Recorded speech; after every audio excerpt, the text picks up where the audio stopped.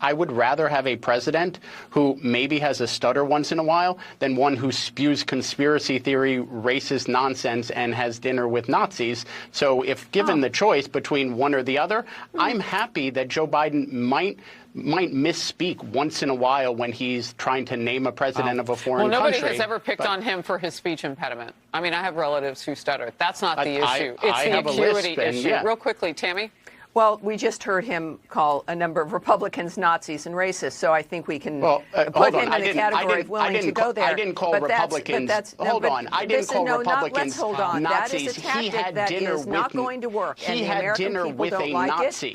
What's up, everybody? Major Retired Richard Ojeda here, and I would rather have a president who stutters than one who spreads conspiracy theories, racist stuff, and hangs out with Nazis. This bold assertion by Democratic strategist Jonathan Cott set the stage for a fiery exchange on Fox News, where anchors Harris Faulkner and Tammy Bruce found themselves on the defensive. Tammy, exactly what I said. He had dinner with a Nazi.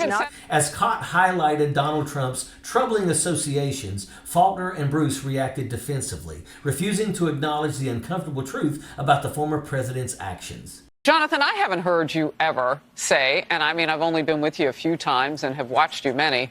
I've never heard you call the other side names and all of that. I don't understand it by leadership in your party. I don't understand why they think that's a good idea, and I never will.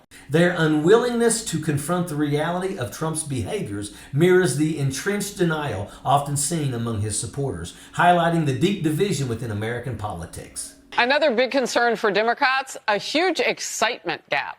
A new poll finds only 23% of Democrats are enthusiastic about President Biden. Why aren't the people in your party more excited to vote for Biden? We are excited to vote for Biden. Those are 900 people that were surveyed. I'd point out that he had a historic last quarter of fundraising, which is a way to sort of gauge how much people are excited. And I'd also point out that every time he overperforms polls, people just come back and say, well, what about the next poll? What about the next poll? We've won in 20... Well, that's politics, and everybody does that. But here on a news show, 900 people in a poll is actually respectable. First of all, to get that many people. And second of all, it's always a snapshot. So this snapshot now goes with the ingredients that are already cooking of many snapshots of how poorly he's been doing nationally in polling. Well, he was ahead in two other national polls in the last couple of weeks. We won a special election in Long Island. We're winning every special election, every midterm election. He's outperforming the polls every time. He didn't win in Long Island, Mr. Yeah. Yes, the Democratic Party running on his message won in Long Island. Despite this clear evidence, Faulkner and Bruce refused to see it, showing stubborn opposition instead. They'd rather make excuses or shout down opposing views than admit that they might be wrong.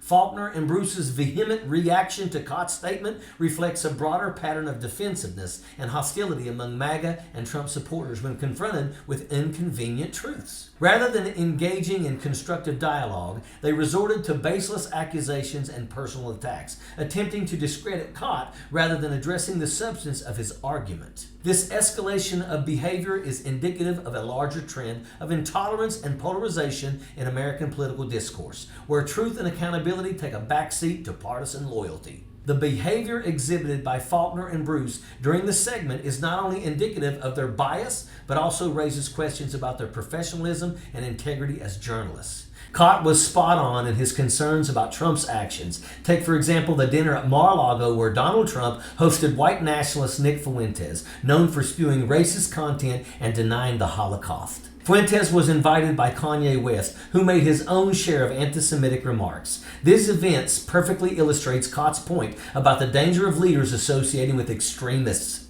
We need to hold leaders accountable for their actions, regardless of their political affiliation. While the focus may have been on Biden's stutter, let's not forget Trump's weekend filled with gaffes. Look, he can't campaign, he can't speak.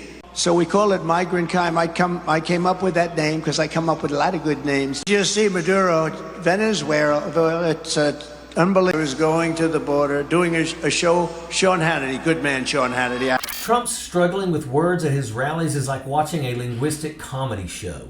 Wonder if he's auditioning for a new role as a tongue twister champion. And then the irony of him calling Biden old is pretty rich. Trump's excuse for mixing up Haley and Pelosi is moronic. Trying to pass off such a glaring mistake as intentional humor is insulting to everyone's intelligence. It's clear he's grasping at straws to cover up his own mental decline. The fact that he thinks we'll buy into the idea that he confuses two vastly different figures like Haley and Pelosi is infuriating. It's just another example of his shameless attempts to deflect from his own incompetence. Trump's desperate attempts to explain why his obvious mental lapse only serve to highlight his own guilt. As the old saying goes, the guilty dog barks first, and Donald Trump has been howling like a rabid wolf. His constant excuses and lies only further expose the depths of his delusion. It's time for him to stop barking and face reality of his own cognitive decline, rather than trying to deceive the American people into re-electing him. And that is an absolute fact. Sappers clear the way, airborne all the way.